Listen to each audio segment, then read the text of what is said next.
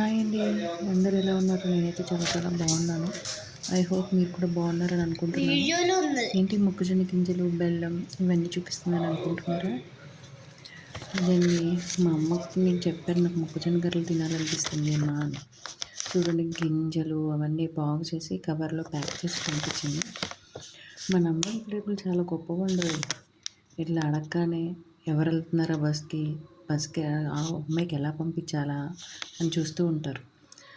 So నేను ఈరోజు ఎలా చేస్తున్నాను అనేది మీకు చూపిస్తున్నాను.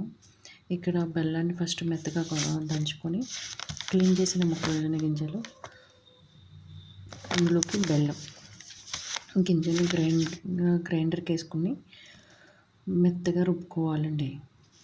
అదే అండి, మళ్ళీ మీరు అనుకోవచ్చు గ్రైండర్కి ఎందుకు వేసింది అని, మిక్సీలో నలిగిపోతాయి కదా అని. మిక్సీ నాకు ప్రాబ్లంగా ఉందండి, అందుకే గ్రైండర్ వేసుకున్నాను. మొక్కజొన్నలు కొన్ని వేసి అవి కచ్చాపచ్చా నలిగాక మళ్ళీ కొన్ని గింజలు బెల్లం యాడ్ చేశాను. పిండి ఎప్పుడైనా బెల్లం వేసిన తర్వాత కొంచెం జారుగా అనిపిస్తుందండి మనకి. సో అందుకనే మనం వాటర్ అనేది అసలు యాడ్ చేయకూడదు ఇక్కడ. కాబట్టి మీరు నిదానంగా ఓపికగా నాలాగా గ్రైండర్లో వేసుకున్న వాళ్ళైతే అది మధ్య మధ్యలో ఆగిపోతూ ఉంటుంది. సో నిదానంగా ఓపికగా మీరు రుబ్బుకుంటూ ఉండాలన్నమాట.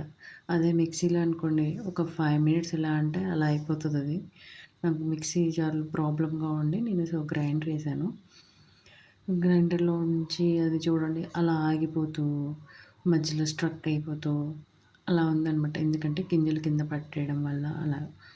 సో మెత్తగా రుబ్బుకున్న తర్వాత ఇక్కడ చూడండి, నేను పిండిని ఒక 1 hour or half an hour నేనైతే ఫ్రిడ్జ్లో పెట్టాను. ఎందుకు అంటారా, మనకు ఒక బెల్లం వేసి పెట్టాం కదండి, జారుగా అనిపిస్తుంది.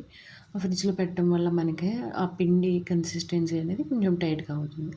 సో మనకి మంచిగా షేప్ అవుట్ అవ్వకుండా మంచిగా గుండ్రంగా రావడానికి నేను 1 అవర్ వరకు హాఫ్ అన్ అవర్ ఫ్రిడ్జ్లో పెట్టాను అనమాట. అలా నిదానంగా ఒకదాని తర్వాత ఒకటి వేసుకుంటూ మంచిగా ఎర్రటి రంగులోకి వచ్చేంత వరకు నిదానంగా, మరీ హై ఫ్లేమ్లో ఉండకూడదు, అలా అని మరీ లో ఫ్లేమ్లో కూడా ఉండకూడదు. హై ఫ్లేమ్లో ఉంటే పైన కలర్ వస్తాయి కానీ లోపల ఉడకదు. లో ఫ్లేమ్లో ఉంటే ఉడకడానికి టైం పడుతుంది. చూసారా, మనం అలా పప్ప వేయగానే కొంచెం పైకి వచ్చేయాలి. నేను వేసేటప్పుడు కొంచెం సిమ్లో పెట్టినట్టున్నాను, అది త్వరగా రానంటుంది.